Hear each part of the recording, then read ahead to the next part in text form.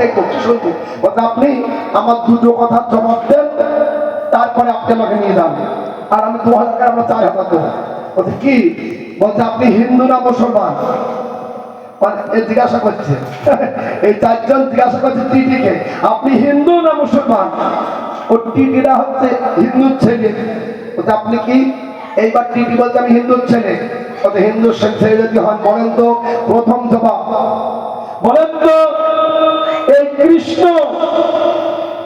কৃষ্ণ শ্যাম আর কৃষ্ণ, শ্যাম আর কৃষ্ণ এরা কি? বললো এক, শ্যাম হচ্ছে কৃষ্ণ সে। বলে তা যদি হয় তাহলে আমার টিকিটে কি আছে? শ্যামনগর আর কৃষ্ণনগর। শ্যাম আর কৃষ্ণ যদি এক হয়, আর শ্যামনগর আর কৃষ্ণনগর এক হবে না, বললে কি করে? আমি তো জিজ্ঞাসা করলাম কি, আর আমাকে উত্তর দিল কি, আর আমি ওকে ধারা দেবো কি, ওই আমাকে মেজাজ দিল।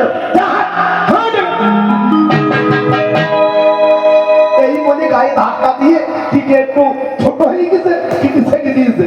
ও ছেড়ে দিয়েছে, পয়সার কাছে নাই, যাচ্ছে কিন্তু ছিল ওই ঘুরে ঘুরে সব খেয়ে দিয়েছে। এইবার কি করা যায়? কিন্তু আমার কৃষ্ণনগর থেকে ফিরি তো শ্যামনগর দেখতে হবে। ওই ট্রেন আমার ওই দিকেই যাবে। ঘুরতে ঘুরতে দেখছি কোন বগিতে রুটি, শর্ট বগিতে লোক উঠে পড়িছে, ভর্তি হয়ে গিয়েছে। কিন্তু দেখবেন ওই মাঝে যেখানে ইঞ্জিন থাকে, মানে মাঝে যেখানে ইঞ্জিন থাকে, ইঞ্জিনের পেছনে দেখবেন ছোট্ট একটা বগি থাকে না, সেখানে ওই টিটিরা ঘুরে ঘুরে, টিটি জিআরপি ঘুরে ঘুরে যখন ওই চেক করে করে এগিয়ে যায়, তখন ওই জায়গায় গিয়ে বিশ্রাম দেয়। ওরা দেখতে সব জায়গা ভর্তি হয়ে গেছে, এই জায়গাটা ফাঁকা আছে, চল চল এই চারজনে গিয়ে এখানে বসে। ওই জায়গায় কি বসেছে। এইবার টিকিরা গাড়ি ছাড়ার সময় হয়ে গেছে, কৃষ্ণনগর স্টেশনে গিয়ে নেমে একটু কিছু চা, একটু সিগারেট টিগারেট খেয়েছে, খেয়ে গাড়ি ছাড়ার সময় হয়ে গেছে, গাড়িটা ছেড়ে দিয়েছে। তার আগে গিয়ে ঢুকে যাকে সেই চারজন বসে আছে। আবার উঠেছিস টিকিট দেয়, যেই টিকিট দেয় বলিতে হট করে কথাবার্তা না, যাতে কথা বললি তোর সঙ্গে আমাকে হারিয়ে দেবে, তার আগেই যেই চর মেরে দিয়ে তোর শোনেন, আপনি আমাকে একা মারলেন কেন? টিকিট তো মানে একা নেই না, আমার বউর টিকিট নেই, আমার বউর টিকিট নেই। আমার যদি এক চর হয়, দু চর হোক, ও যাতে আমি যদি একা খাই, তাহলে আমার বউ আমাকে ধিক্কার দেবে, ও চর খেই না, বউকে সাইকেল দু চর মেরে দিই। মেয়েটা খুব বুদ্ধিমান, মেয়ে বলছে বাবা খাইও, মা খাইও। এবার আমাদের তো দিল না। হ্যাঁ, বাবা মা বলতে শোনো, আমাদের দুজনাকে মারলে ও মেয়েটা কি করি, ওর তো টিকিট নেয়, ওকে সাই দিন। ছেলেটা বলছে যে বাবা খেলো, মা খেলো, দিদি খেলো, ও যদি বাড়ি গিয়ে দেবে আমাদের খারাপ বলবে। ওরা 3 জন বলবে যে আমাদের 3 টিকিট হয়েছে, আর একটা বেশি হয়ে যায়। তোর বুঝতে শব্দ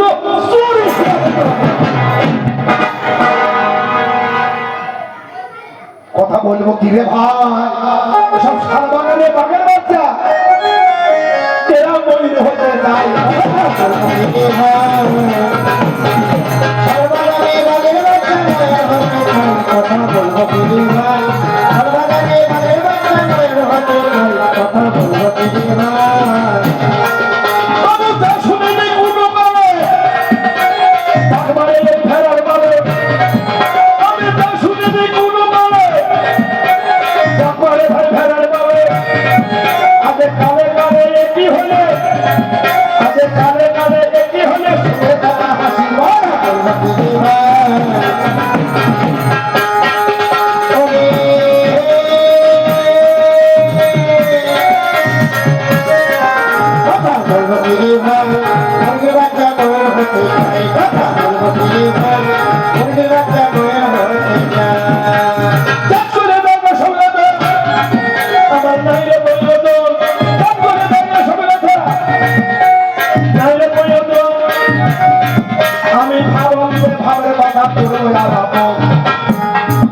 এবার সাতানি পর্বতে দেখো পাশে দেখেছে, এবার আমার দিদি কথা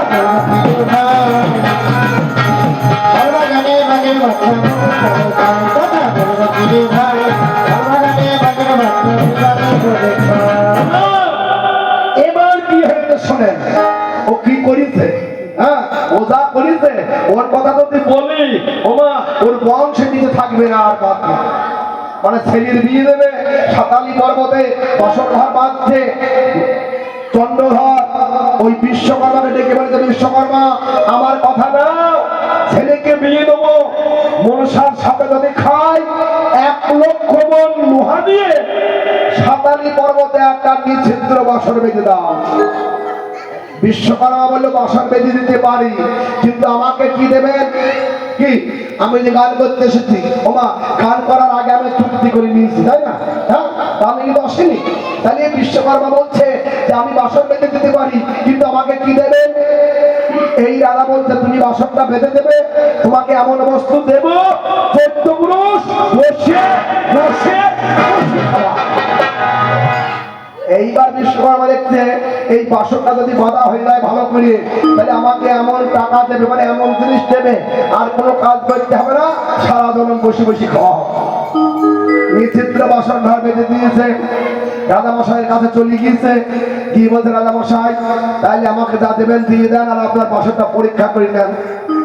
এই বিশ্বকর্মার কথা শুনে এই রাজা এই মাথা মোটা চলে গিয়েছে, গিয়ে এই বাসর ঘরের ভিতরে ঘুরি ঘুরি দেখলে ভালোই হয়েছে, কিন্তু পরীক্ষা করে দেখলে কোন জায়গায় লিপস্টিক আছে কেন, কতগুলো কাঠে কুটি কল টল তুলে দিয়ে ওমা তার মধ্যে গিয়ে আগুন জ্বালিয়ে দিয়ে জানলা দরজা আটকে দিয়ে বাইরে ঘুরি ঘুরি বেড়াচ্ছে, দেখছে কোন জায়গা দিয়ে ধোয়া বাইরে হচ্ছে না, বললো খুব ভালো, সুন্দর সুন্দর সুন্দর, বলে সুন্দর যদি হয় তাহলে আমাকে যা দেওয়ার কথা আপনি দিয়ে দেন, আমি চলে যাই।